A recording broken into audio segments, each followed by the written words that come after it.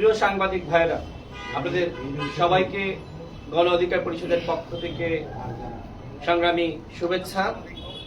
আমাদের মাঝে উপস্থিত আছেন গণ অধিকার পরিষদের সংগ্রামী সভাপতি ডাকসুর সাবেক ভিপি জননেতা নুরুল হক নূর। ইতিমধ্যে আমাদের মাঝে যারা উপস্থিত রয়েছেন সে বিষয়ে পরিচয় করিয়ে দিয়েছেন আমাদের গণ অধিকার পরিষদের সংগ্রামী সিনিয়র যুগ্ম সাধারণ সম্পাদক জননেতা হাসানুল মামুন। এ পর্যায়ে দলের পক্ষ থেকে আমরা আমাদের লিখিত যে বক্তব্য সেটি আপনাদেরকে আমরা পড়ে শোনাচ্ছি। প্রিয় দেশবাসী, আসসালামু আলাইকুম। গত 5 আগস্ট 2024 ইংরেজি তারিখে ফ্যাসিবাদের জননী শেখ হাসিনা তার প্রভু রাষ্ট্র ভারতে পালিয়ে গিয়ে অবৈধভাবে বসবাস করছে এবং বিভিন্ন সময়ে অডিও রেকর্ড প্রকাশের মাধ্যমে একের পর এক উস্কানি প্রদান ও ষড়যন্ত্রে লিপ্ত হয়েছে। ফ্যাসিস্ট শেখ হাসিনার ষড়যন্ত্রের ফাঁদে পা দিয়ে ইতিমধ্যে গণহত্যাকারী দল আওয়ামী লীগের নেতাকর্মীরা সারা দেশে ঝটিকা মিছিল ও গণসংযোগ কর্মসূচি শুরু করেছে। এমনকি গ্রামগঞ্জে তারা বেপরোয়া হয়ে উঠেছে। তারই ধারাবাহিকতায় আপনারা দেখেছেন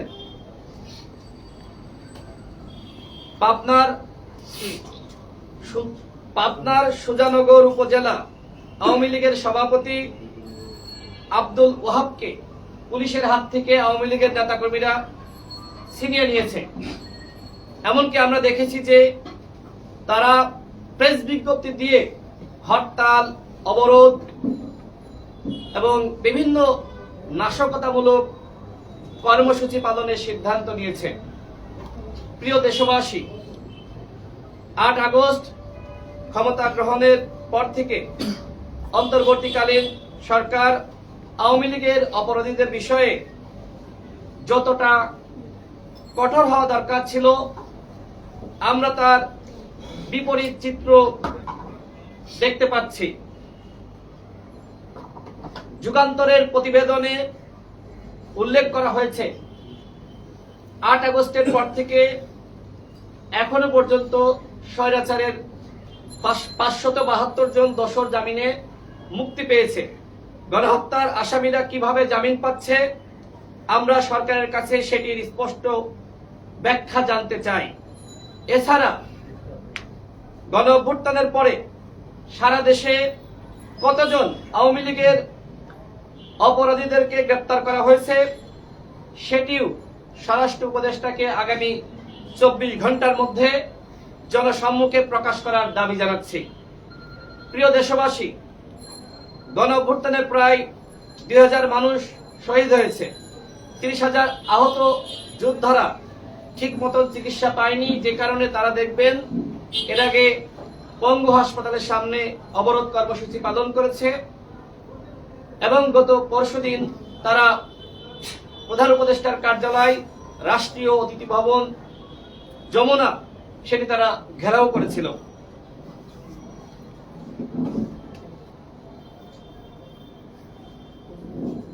আমরা মনে করি ন্যায় বিচার প্রতিষ্ঠার লক্ষ্যেই এই আওয়ামী লীগের যারা অপরাধী রয়েছে তাদেরকে গ্রেপ্তার করতে হবে। কিন্তু আমরা দেখতে পাচ্ছি আসামিদের গ্রেপ্তার, জেলে ও দেশের বাইরে রেখে এই সরকার বিচার কার্যক্রম পরিচালনা করতে চাচ্ছে, যেটা আসলে ন্যায় বিচার পরিপন্থী। কোনোভাবেই আসামিদেরকে গ্রেপ্তার না করে জেলের বাইরে রেখে ন্যায় বিচার প্রতিষ্ঠা করা সম্ভবপর নয়। এই লক্ষ্যে আগামীকাল 5 ফেব্রুয়ারি গণ অধিকার পরিষদের পক্ষ থেকে 64 জেলায় একযোগে ডিসির মাধ্যমে প্রধান উপদেষ্টা বরাবর স্মারকলিপি প্রদান এবং একই সাথে গণহত্যার বিচার এবং আওয়ামী লীগের সাংগঠনিক কার্যক্রম স্থগিত নিবন্ধন স্থগিত করার দাবিতে 64 জেলায় স্মারকলিপি প্রদান কর্মসূচি এবং বিক্ষোভ সমাবেশের আহ্বান করা হচ্ছে। গণ অধিকার পরিষদের সারা দেশের নেতাকর্মীদেরকে এই কর্মসূচি পালন করার আহ্বান জানাচ্ছি। কেন্দ্রীয়ভাবেও আমরা এই কর্মসূচি পালন করব। জেলা পর্যায় থেকে যখন এই কর্মসূচি পালন করা শেষ হবে, এরপরে সারা দেশের নেতাকর্মীদেরকে ঢাকায় এনে আমরা একটি মহাসমাবেশ করব। আওয়ামী লীগ যে অন্যায় করেছে, অপরাধ করেছে, কোনোভাবেই তাদেরকে ক্ষমা করার সুযোগ নাই। এই লক্ষ্যে আমাদের দাবি সমূহ: গণহত্যার বিচার হতে হবে এবং পলাতক ফ্যাসিস্ট শেখ হাসিনা সহ ভারতে যে সকল আওয়ামী লীগের গণহত্যাকারী অপরাধীরা পালিয়ে রয়েছে তাদেরকে দেশে ফিরিয়ে আনতে হবে। আমাদের 2 নম্বর দাবি হলো বিচার পূর্ব আওয়ামী লীগের সাংগঠনিক কার্যক্রম ও নিবন্ধন স্থগিত ঘোষণা করতে হবে। 3 নম্বর, সারা দেশে চিরুনি অভিযানের মাধ্যমে আওয়ামী লীগের অপরাধীদের গ্রেপ্তার করতে হবে, তবে নিরপরাধ ও নিরীহ আওয়ামী সমর্থক ও নেতাকর্মীদের সাথে অন্যায় ও জুলুম করা যাবে না। পুলিশ, র্যাব ও বিজিবির যে সকল সদস্যরা গণহত্যায় জড়িত, যারা সরাসরি ছাত্র জনতার বুকে গুলি চালিয়েছে, তাদেরকে গ্রেপ্তার করতে হবে, চাকরিচ্যুত করতে হবে এবং শাস্তি প্রদান করতে হবে। শহীদ ও আহতদের সঠিক তালিকা তৈরি করতে হবে, তাদের ক্ষতিপূরণ নিশ্চিত করতে হবে এবং আহতদের সুচিকিৎসা ও পুনর্বাসনের উদ্যোগ গ্রহণ করতে হবে। আপনারা জানেন যে আমরা গণ অধিকার পরিষদের পক্ষ থেকে প্রধান উপদেষ্টার সাথে বৈঠক করে এমনকি জাতীয় সংলাপে বলেছিলাম যে যারা শহীদ হয়েছে সেই পরিবারকে ন্যূনতম 1 কোটি টাকা করে ক্ষতিপূরণ দিতে হবে এবং যারা আহত হয়েছে তাদেরকে ন্যূনতম 50 লাখ টাকা করে ক্ষতিপূরণ এবং পুনর্বাসনের ব্যবস্থা করতে হবে। বিগত 15 বছরে ফ্যাসিস্ট হাসিনা রেজিমের যে সকল অন্যায় অপরাধ সংঘটিত হয়েছে তার বিচার করতে হবে। গুম, খুন, ক্রসফায়ার এবং বিচার বহির্ভূত হত্যাকাণ্ডের ন্যায় বিচার প্রতিষ্ঠা করতে হবে। 14, 18 ও 24 সালের অবৈধ ও ডামি নির্বাচনের সাথে সম্পৃক্ত প্রধান নির্বাচন কমিশনার সহ নির্বাচন কমিশনারগণ, ইসি কর্মকর্তা, সরকারি আমলা, ডিসিএসপি সহ যে সকল সরকারি কর্মকর্তারা হাসিনাকে ক্ষমতায় রেখেছিল অন্যায়ভাবে জনগণের সাথে জুলুম করার মাধ্যমে, তাদেরকে জবাবদিহিতা এবং শাস্তির আওতায় আনতে হবে। জাতীয় ঐক্য ও সংহতি প্রতিষ্ঠায় ফ্যাসিবাদ বিরোধী সকল রাজনৈতিক দলের সমন্বয়ে রাজনৈতিক পরিষদ গঠন করতে হবে। প্রায় 6 মাসেও উপদেষ্টা পরিষদের অযোগ্যতার কারণে কাঙ্ক্ষিত লক্ষ্য ও জনগণের প্রত্যাশা পূরণ করা সম্ভবপর হয়নি, যে কারণে এই অযোগ্য অথর্ব উপদেষ্টা পরিষদের পুনর্গঠন ও সংস্কার করতে হবে। আমরা এর আগেই বলেছি, বিপ্লবের পরে এইভাবে অযোগ্য অদক্ষ ব্যক্তিদের মাধ্যমে কোনোভাবেই উপদেষ্টা পরিষদ গঠন করা যায় না। মাননীয় প্রধান উপদেষ্টা নিজেই বলেছেন যে তাড়াহুড়া করে যোগ্য ব্যক্তিদের মাধ্যমে এই উপদেষ্টা পরিষদ আমরা গঠন করতে পারিনি। তার মানে তার কাছে এখন সুযোগ এসেছে যারা অযোগ্য তাদেরকে সরিয়ে যোগ্য ব্যক্তিদের ইনক্লুশনের মাধ্যমে এই উপদেষ্টা পরিষদ পুনর্গঠন করা। সংস্কার কমিশনগুলো যে প্রস্তাবনা দিয়েছে, রাজনৈতিক দলগুলো এবং গণ অভ্যুত্থানের যে স্টেক হোল্ডার বা শক্তি রয়েছে তাদের সাথে দ্রুত সংলাপের আয়োজন করা এবং এই সংলাপের মাধ্যমে অন্তর্বর্তীকালীন সরকারের পরিকল্পনা কি এবং তারা কি করতে চায় সেই লক্ষ্যে তাদের রোডম্যাপ প্রকাশ করতে হবে।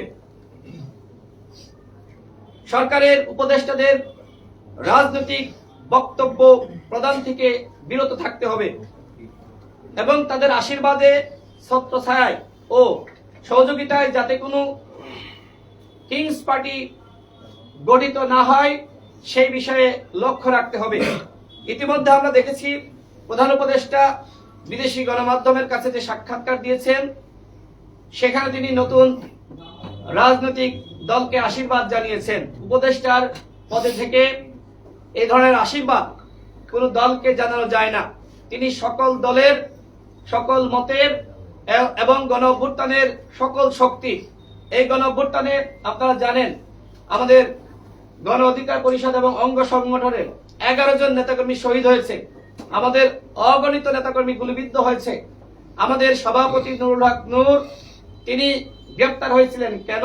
কারণ ছাত্র সমন্বয়কদেরকে তিনি দিক নির্দেশনা দিয়েছিলেন এবং সেই বিষয়ে মামলা হয়েছিল এবং সমস্ত গণমাধ্যমে কি কারণে কি বিষয়ে মামলা হয়েছে, নুরুল হক নূর কি বক্তব্য দিয়েছিলেন প্রকাশিত হয়েছে। আমি সেটি নতুন করে বলতে চাই না, শুধুমাত্র একটি কথাই বলতে চাই, তিনি যখন কারাবন্দী তখন তিনি যে ঘোষণা দিয়েছিলেন যেই সরকারের 90% পতন হয়ে গেছে, এদেশের জনগণকে আমি আহ্বান করব আপনারা একটু ধৈর্য ধরেন, 10% ধাক্কা দেন।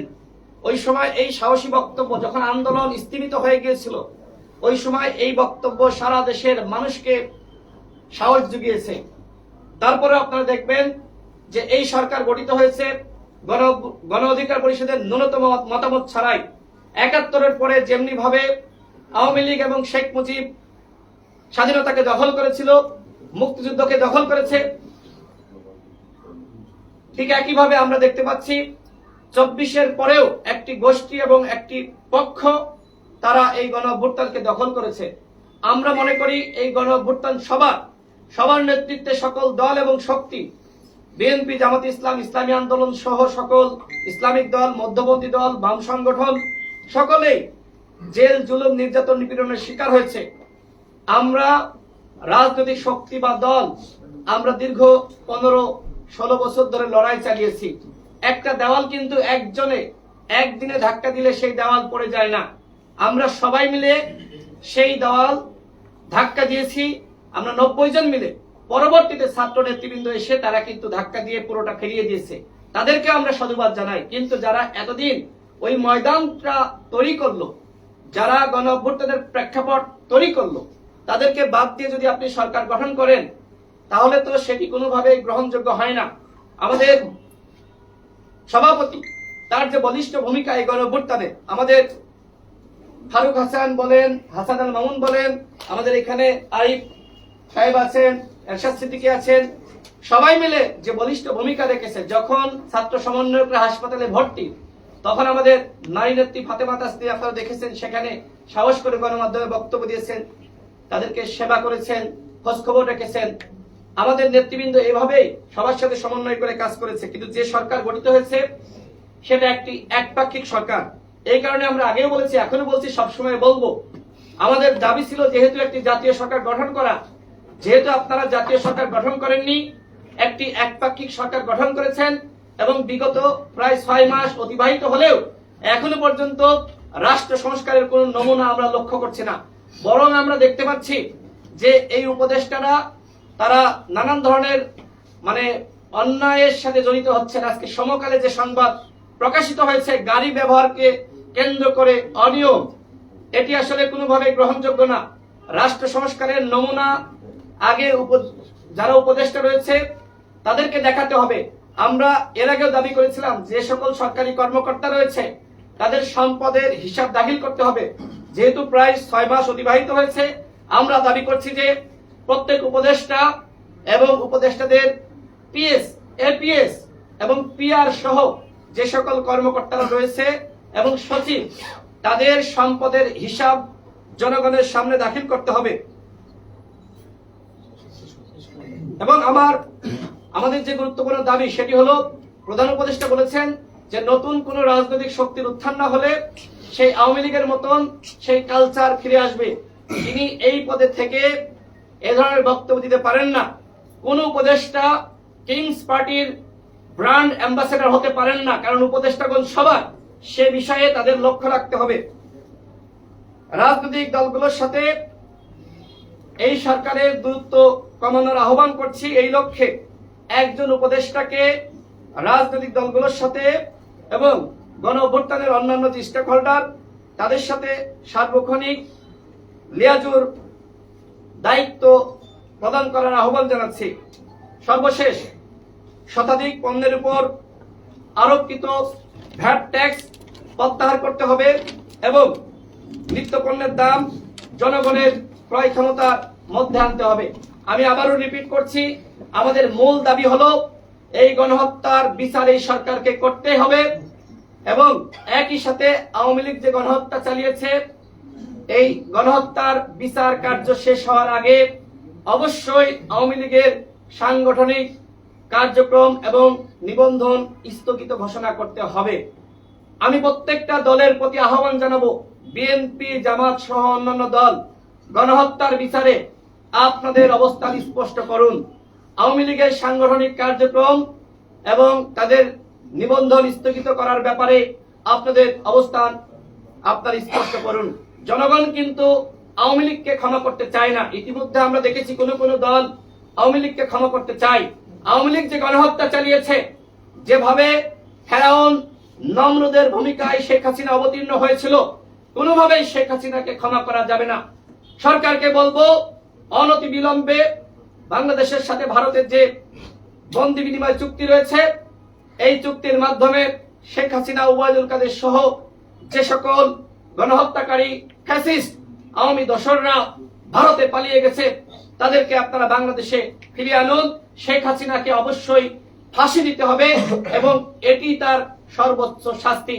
বাংলাদেশের জনগণ সেটি চাই।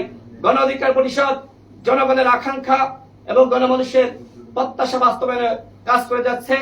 আজকের এই সংবাদ সম্মেলনে এখন আমাদের মাঝে বক্তব্য রাখবেন গণ অধিকার পরিষদের সংগ্রামী সভাপতি জননেতা নুরুল হক নূর। বিসমিল্লাহির রহমানির রহিম।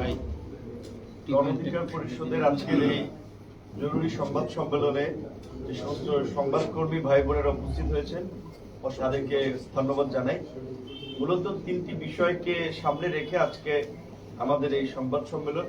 ইতিমধ্যেই আমাদের দলের পক্ষ থেকে দলের সাধারণ সম্পাদক জনাব রাশেদ খান লিখিত বক্তব্য পাঠ করেছেন এবং আমাদের সাথে আরো উপস্থিত আছেন আমার ডান দিকে হাসান আল মামুন সিনিয়র যুগ্ম সাধারণ সম্পাদক, সরকার নুরে ইরশাদ সিদ্দিকী উচ্চতর পরিষদের সদস্য, ফাতেমা তাসনিম উচ্চতর পরিষদের সদস্য, ইলিয়াস হোসেন যুব ক্রিয়া বিষয়ক সম্পাদক, আমার বামে সাধারণ সম্পাদক জনাব রাশেদ খান বক্তব্য পাঠ করেছেন।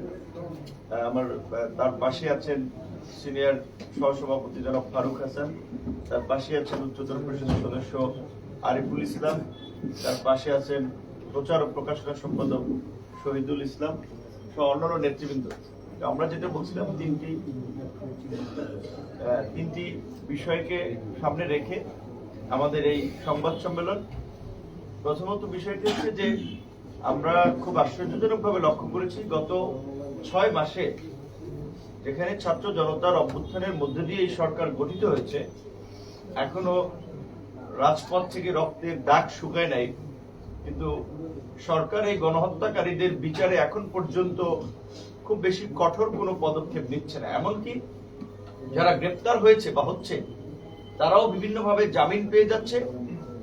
সবচেয়ে আশঙ্কাজনক হচ্ছে যে পুলিশের গাড়িতে আক্রমণ করে আসামি ছিনিয়ে নেওয়া হচ্ছে এবং যেখানে আমরা বলছি যে গণহত্যাকারীদের রাজনীতি নিষিদ্ধ করতে হবে, শেখ হাসিনা সহ বিদেশে পলাতক সকল আওয়ামী দুর্বৃত্ত যারা গণহত্যায় মদত দিয়েছে, গণহত্যার মাস্টারমাইন্ড ছিল, তাদেরকে ফিরিয়ে এনে বিচার করতে হবে।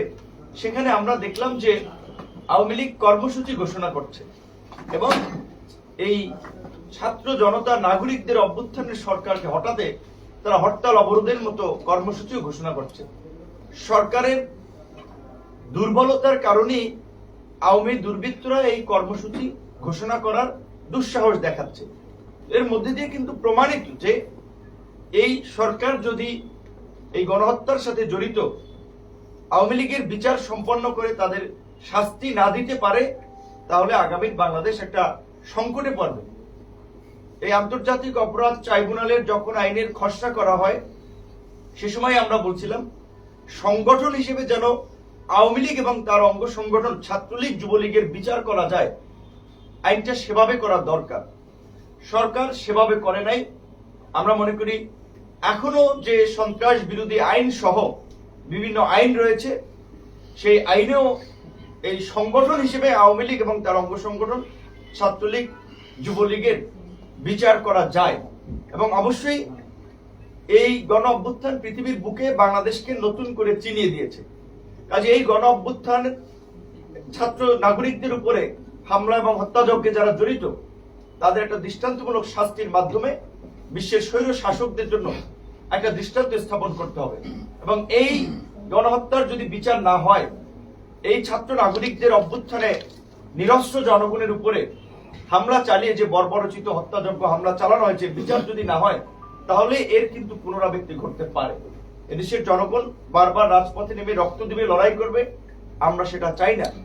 আমাদের সকলের সমর্থিত অন্তর্বর্তীকালীন সরকার, যদি আমাদের সাধারণ সম্পাদক বলেছে কি প্রক্রিয়ায় গঠন করা হয়েছে এই সরকার, কোথা থেকে কারা উপদেষ্টা এসেছেন, কোথা থেকে লিস্ট এসেছে, এগুলো কিন্তু গণ অধিকার পরিষদ না, কোন রাজনৈতিক দল জানে না। রাজনৈতিক দল না, আপনারা নিউ এজের সম্পাদক জনাব নুরুল কবির সাহেবের সাথে প্রধান উপদেষ্টার ইন্টারভিউ শুনেছেন। তিনি কি বলেছিলেন? তার কাছে একটা তালিকা ধরিয়ে দেওয়া হয়েছে, তিনি যাদেরকে যাদেরকে চীনের একমত হয়েছেন। এই তালিকাটা কোথা থেকে আসলো এটা কিন্তু আমরা কেউ জানি না। তারপরেও দেশ এবং জাতির বৃহত্তর স্বার্থে আমরা সরকারকে সমর্থন দিয়েছিলাম দেশকে সংকট থেকে উত্তরণের জন্য। 6 মাসে সরকারের পারফরমেন্স, তাদের দুর্বলতা এবং অদূরদর্শিতায় দেশে গতি আসে নাই। দেশের সংকট থেকে উত্তরণের কোনো ভালো লক্ষণ আমরা দেখতে পাচ্ছি না। আমরা মনে করি যে বর্তমান এই উপদেষ্টা পরিষদ নিয়ে সরকারের আগামী দিনের চ্যালেঞ্জ মোকাবেলা সম্ভব নয়। উপদেষ্টা পরিষদের পুনর্গঠন প্রয়োজন এবং সরকার যে শুরুতে ভুল করেছে, গণ অভ্যুত্থানের অংশীজন এবং রাজনৈতিক প্রতিনিধিত্ব সরকারে না রেখে আমরা সরকারকে অনুরোধ করব মেজর পলিটিক্যাল পার্টিগুলোর সাথে আলাপ করে অতি দ্রুত সময়ের মধ্যে এই সরকারের কার্যক্রমকে বেগবান করার জন্য, কাঙ্ক্ষিত লক্ষ্যে পৌঁছানোর জন্য অনতিবিলম্বে উপদেষ্টা পরিষদ পুনর্গঠন করা হোক। এই উপদেষ্টা পরিষদ পুনর্গঠন করে এই গণ অভ্যুত্থানে গণহত্যাকারী রাজনৈতিক দল আওয়ামী লীগকে বিচারের কাঠগড়ায় দাঁড় করিয়ে রাজনৈতিকভাবে নিষিদ্ধ করে এবং এই গত 1.5 দশকে যারা দেশের টাকা বাইরে পাচার করেছে, দেশের সম্পদ লুট করেছে, লুটপাটের মহোৎসবে জড়িত ছিল, তাদেরকেও বিচার করতে হবে। শুধুমাত্র গণহত্যার সাথে যারা জড়িত ছিল তাদের নয়, এই অর্থনৈতিক দুর্বৃত্ত মাফিয়া যারা বাংলাদেশকে একটা মাফিয়া স্টেটে পরিণত করেছে, বাংলাদেশের সম্পদ দিয়ে Dubai, Singapore, Malaysia, Thailand, USA, ইউকেতে যারা প্রপার্টি করেছে, এই সমস্ত অর্থনৈতিক দুর্বৃত্তদেরকেও বিচারের মুখোমুখি করতে হবে এবং এই পাচারকৃত অর্থ ফিরিয়ে আনার জন্য উদ্যোগ নিতে হবে। আমরা আজকের এই সংবাদ সম্মেলন থেকে সেই দাবি জানাই এবং রাজনৈতিক দলগুলোকেও আমরা পরিষ্কারভাবে আওয়ামী লীগের প্রশ্নে তাদের অবস্থান আমরা জানানোর আহ্বান জানাচ্ছি।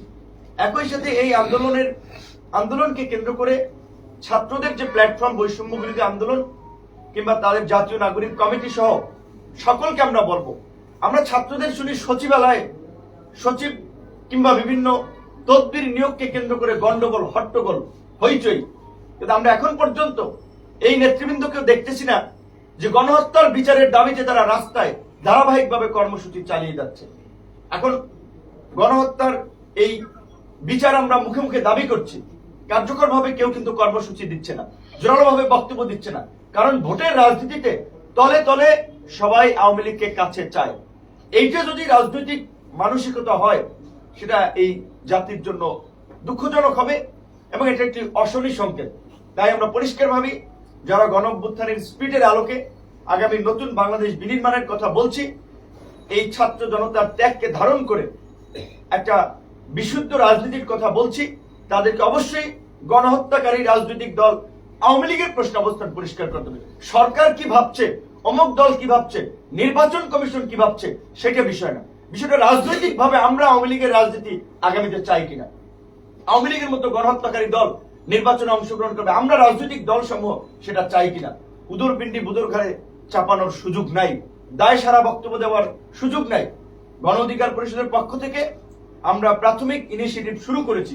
এতদিন পর্যবেক্ষণ করেছি যে যারা আন্দোলনের নায়ক দাবি করছে, আন্দোলনকে কেন্দ্র করে প্ল্যাটফর্ম গড়ে তুলছেন, সরকারি সুযোগ সুবিধা নিচ্ছেন, তারা কি করছেন। অন্যান্য রাজনৈতিক দল যারা ক্ষমতায় যেতে চায়, ক্ষমতায় যাওয়ার জন্য মুখিয়ে আছে, ক্ষমতায় না গিয়েও যারা বিভিন্ন জায়গায় নিয়ন্ত্রণ করছে, কার্যত তো সত্য। আজ যদি প্রশাসন দেখেন, গণমাধ্যম দেখেন, ব্যবসায়িক কমিউনিটি দেখেন, সুনির্দিষ্ট দু একটি রাজনৈতিক দলই তো এই কমিউনিটিগুলো নিয়ন্ত্রণ করছে এবং তাদের আধিপত্য কার্যত কায়েম করেছে অলিখিতভাবে হলেও। তাহলে আওয়ামী লীগের প্রশ্নে তাদের নীরবতা কেন, আমরা সেটা জানতে চাই এবং দেশবাসীকেও এই সম্পর্কে আমরা জানাতে চাই। গণ অধিকার পরিষদের পক্ষ থেকে আগামী 5ই ফেব্রুয়ারি আমরা এই জেলা প্রশাসকদের মাধ্যমে প্রধান উপদেষ্টা বরাবর এই স্মারকলিপির কর্মসূচি, এরপরে ঢাকায়ও এই গণহত্যাকারীদের রাজনীতি নিষিদ্ধ এবং বিচারের দাবিতে ধারাবাহিক কর্মসূচি আগামীতে অনুষ্ঠিত হবে এবং অপরাপর রাজনৈতিক দল, গণ অভ্যুত্থানকারী অংশীজনদেরকেও আমরা সেখানে সমর্থন চাই। সকলকে ধন্যবাদ এবং কৃতজ্ঞতা। আসসালামু আলাইকুম।